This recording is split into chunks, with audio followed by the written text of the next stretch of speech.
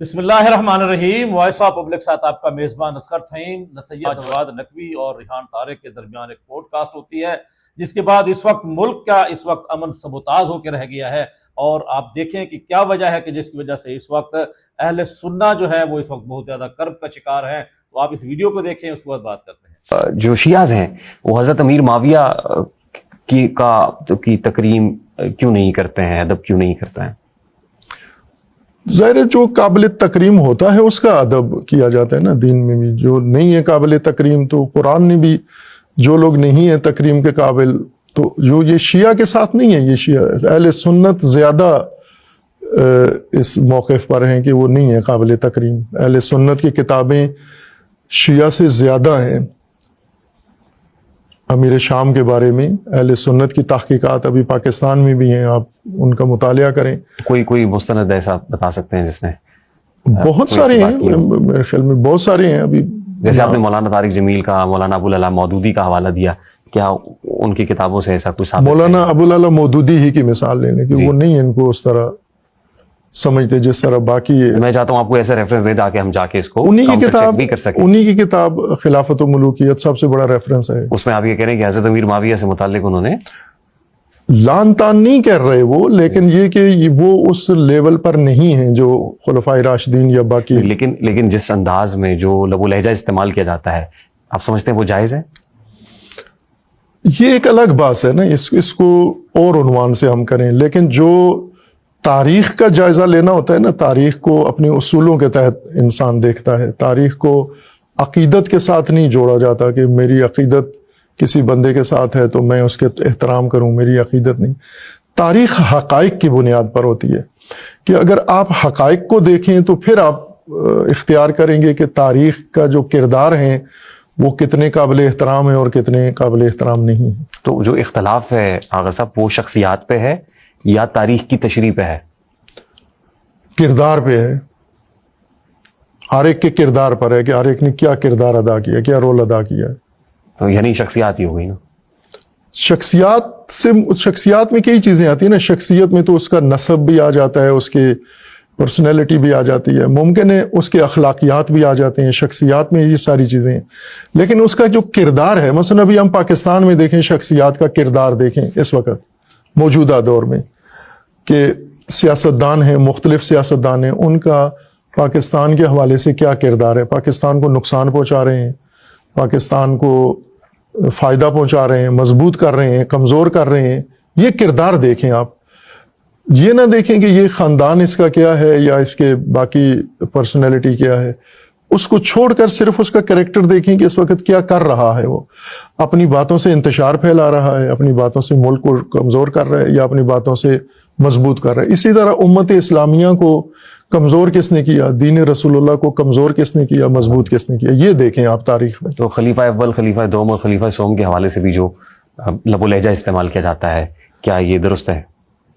ہم اہل البیت علیہ السلام کے پیروکار ہیں، شیعہ یعنی اہل البیت کا پیروکار۔ اہل البیت نے جو کیا ہے وہ ہمارے لیے حجت ہے۔ شیعہ مسلک کے اندر اہل البیت حجت ہیں، 12 امام ہمارے لیے حجت ہیں۔ انہوں نے جس کی بے احترامی کی ہے وہ ہمارے لیے حجت ہے، جس کا احترام کیا ہے وہ ہمارے لیے حجت ہے، جس کے بارے میں خاموشی اختیار کی ہے وہ ہمارے لیے حجت ہے۔ تو اب ہمیں یہ دیکھنا ہے کہ اہل البیت نے کیا کیا، خلفاء راشدین کے بارے میں یا امہات المومنین کے بارے میں یا باقی صحابہ کے بارے میں، شخصیات کے بارے میں۔ تو ظاہر ہے کہ یزید کے خلاف، بنو امیہ کے خلاف ائمہ اطہار نے جنگ کی ہے۔ بنو امیہ کو اہل البیت نے کوئی سندیت نہیں دی، بلکہ ایک کھل کے ان کی گمراہی کا بیان کیا۔ تو ظاہر ہے اب شیعہ کو بنو امیہ کے بارے میں تو بالکل اہل البیت کی طرف سے ایک واضح رہنمائی موجود ہے، لیکن خلفائے راشدین کے ساتھ ہم دیکھیں تو امیر المومنین کا رویہ، جی امام حسین علیہ السلام کا رویہ، امام حسن علیہ السلام کا، جو خلفاء کے زمانے میں موجود تھے، تو انہوں نے احترام کا ان کے ساتھ رویہ کیا ہے، اختلاف کے باوجود بھی احترام رکھا ہے۔ تو جو امیر المومنین کا رویہ ہے خلفاء کے ساتھ، وہ شیعہ کے لیے حجت ہے۔ وہ اس سے آگے پیچھے ہوں گے تو پھر یہ امیر المومنین کے فالوور نہیں ہیں، یہ ان کی اپنی جذباتیت ہے یا اپنی آپ سمجھتے ہیں ایسے لوگ ہیں جو یہ کر رہے ہیں، کرتے ہیں اس طرح سے؟ بالکل ہیں ایسے۔ لیکن وہ ریئیکشن میں کرتے ہیں. دیکھیں سب سے پہلے تاریخ گستاخی بے حرمتی کی کہاں سے شروع ہوئی؟ آپ تاریخ کو پڑھیں. آپ سب سے پہلی بے حرمتی رسول اللہ صلی اللہ علیہ وآلہ وسلم کے صحابہ کی یا اہل البیت کی کس نے کی تاریخ میں؟ ظاہر ہر چیز کا ایک ریئیکشن آتا ہے نا. سب سے پہلی بے حرمتی بنو امیہ نے کی. 100 سال تک امیر المومنین پر ممبروں پر لعن طعن کی. اب ظاہر ہے کہ ریئیکشن آتا ہے، پھر مقابل میں بھی آتا ہے، جو آپ کریں گے اس کا ایک ریئیکشن آئے گا. تو وہ اصل بے حرمتی کا آغاز تھا، وہ گستاخی کا آغاز تھا. ائمہ اہل البیت کے ہاتھوں سے کسی کی بے حرمتی نہیں ہوئی. کسی ایک شخص ایک نمونہ بھی موجود نہیں ہے کہ اہل البیت نے کسی شخصیت کی، حتیٰ اپنے مخالفین کی بھی حرمتی ظاہر اگر نہیں. انہوں نے نہیں کی تو پھر اہل بیت کے فالوورز کو بھی کوئی حق نہیں پہنچتا کہ وہ اس طرح کی بے حرمتی یعنی گستاخی کریں. اہل البیت نے اپنے مخالفین کی بھی بے حرمتی نہیں کی. اختلاف کیا، انہیں ثابت کیا کہ باطل پر ہو، آپ کا نظریہ غلط، آپ کا عمل غلط، آپ کا کردار غلط ہے، لیکن بے حرمتی نہیں کی. وہ تو ظاہر ہے گفتگو تو لاجیکل ڈومین میں ہوتی ہے بالکل. دلائل کی روشنی میں آپ کنونس کر لیتے ہیں، وہ let's agree to disagree کا پرنسپل ہوتا ہے. لیکن اہل بیت کے فالوورز تو وہ نہیں ہو سکتے جو انہیں اہل البیت کو فالو کرنا چاہیے. ٹھیک. بہت سارے ایسے معاملہ جیسے غدیر خم کے معاملے پر ہم متفق نہیں ہو پائے. پھر باغ فدق کا معاملہ ہے، وہ بھی معاملہ زمین کا تنازع کا معاملہ تھا یا اصولوں کا معاملہ تھا؟ وہ بھی ایک بڑا ایشو بنا ہے جس سے آگے، لیکن چونکہ یہ تاریخی مسائل اور صدیوں سے ہیں، ان کو آپ حل نہیں کر سکتے. یعنی یہ نہیں کہہ سکتے کہ آج مسلمان ایک نقطے پر آ جائیں، چونکہ فرقے بن چکے ہیں، فرقوں کے اپنے نظریات بن چکے ہیں، پختہ ہو چکے ہیں، اور فرقوں سے توقع کبھی بھی نہ رکھیں آپ کے فرقہ اپنے فرقے سے دستبردار ہو کے تاریخی حقیقت یا دلیل کو فالو کرے گا. فرقہ دلیل کو فالو نہیں کرتا، فرقہ اپنے مسلک کے قائد کو، رہنما کو، مرشد کو فالو کرتا ہے. بے شک وہ غلط بات ہی کر رہا ہو تو، لیکن اس نے اس کو قبول کرنا ہے، دلیل کو نہیں کرتا. دلیل محقق مانتا ہے، فرقے سے منسلک آدمی کبھی دلیل نہیں مانتا، وہ تقلید کرتا ہے. دلیل کے بجائے، دلیل کی پیروی کے بجائے تقلید کرتا ہے. یعنی اپنے بڑے رہنما کو دیکھتا ہے کہ وہ کیا کہتا ہے. دلیل بے شک کچھ اور کہہ رہی ہو، رہنما کچھ اور کہہ رہا ہو، تو وہ مقلد جو ہے وہ ہمیشہ پھر اس کے پیچھے چلے گا، دلیل کے پیچھے نہیں چلے. تو چونکہ فرقے بن چکے ہیں، فرقوں کا مزاج پختہ ہو چکا ہے، اور ہمیں پتہ ہے کہ دلیل کے فالوور نہیں ہیں، تو لہٰذا یہ باتیں جو دلیلوں سے کنفرم ہونا ہے، ثابت ہونی ہے، یہ فرقوں کے سامنے نہیں رکھنی چاہیے. اسی سے فرقہ واریت پھیلتی ہے، پھر وہ عکس العمل دکھاتے ہیں. تو محققین کے لیے ہونا چاہیے، محقق حقائق. فدق کا مسئلہ ہے تو محققین دلائل سے اس کو پیگیری کریں. اسی طرح غدیر کا مسئلہ ہے، خلافت کا مسئلہ ہے، جو بھی ہے یہ محققین کا سبجیکٹ ہے، اور محققین فرقے سے ہٹ کر دلیل کو دیکھیں گے.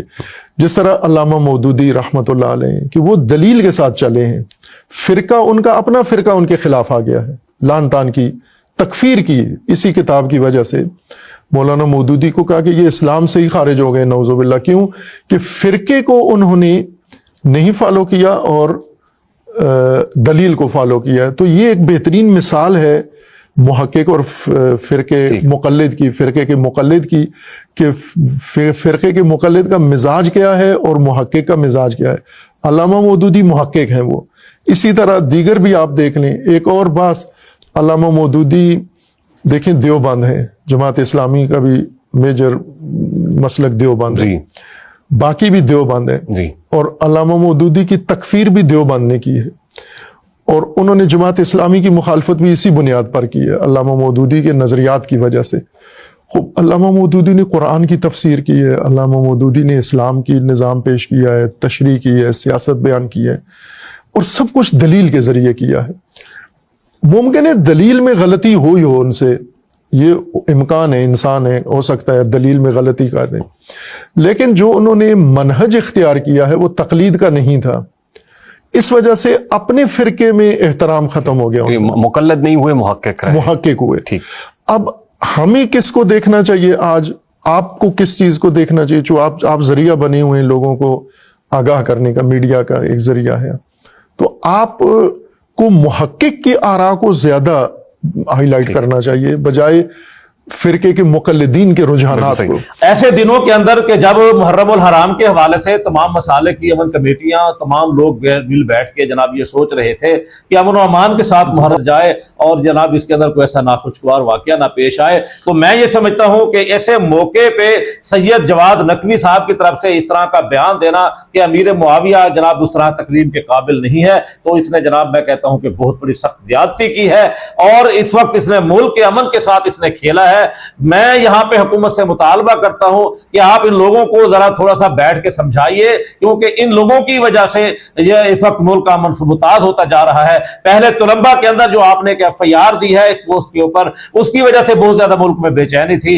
अब जनाब इन्होंने ऐसे मौके पे कि जब इनको चाहिए था कि इस तरह का कोई यानी बयान देते कि जिससे तमाम लोगों के अंदर इत्तेफाक और इत्तेहाद पैदा होता, इस मौके पे जनाब इनको जनाब ऐसा बयान देना और इस तरह की हवा देना जिससे जनाब इस वक्त मुल्क के अंदर अमन सबूताज होता जा रहा है। क्योंकि ऐसे लोगों को लगाम देनी चाहिए जो मुल्क के अमन के साथ खेलते हैं।